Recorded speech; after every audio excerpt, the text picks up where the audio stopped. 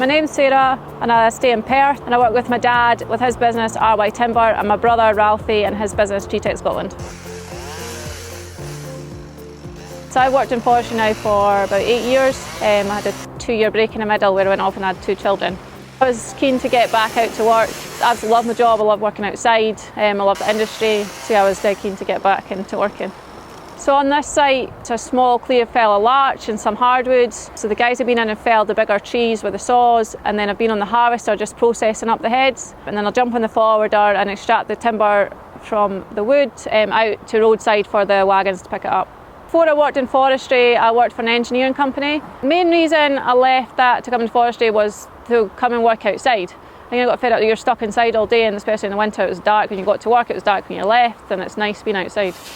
I'd probably say the biggest challenge has been a working mum. It's quite hard trying to juggle children and work. I definitely think there's a place for women in the industry.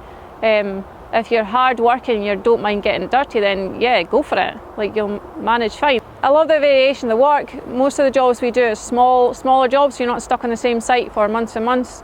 You can jump between the harvester and the forwarder, and then you've got a wee drop saw working on the skidder. Like, it's quite an interesting job. And being outside is mega, even when the weather's rubbish. On this site, we're cutting logs off at 3.7 metres, and then the chip comes off about 3 metres.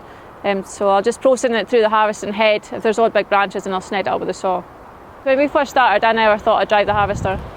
My brother jumped straight on the harvester and I went on the forwarder, and I ended up actually picking up the harvester a lot quicker. It took me a long time to get used to the forwarder. I think the skills you need for this job, you need to be quite hands-on, quite organised, sort of eye to detail.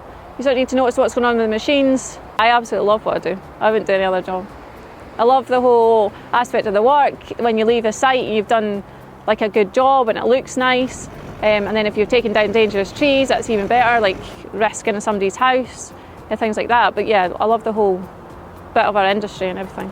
If you want to join this industry, go for it. If you're hard working, you don't mind getting dirty, then there's no reason why you can't do it.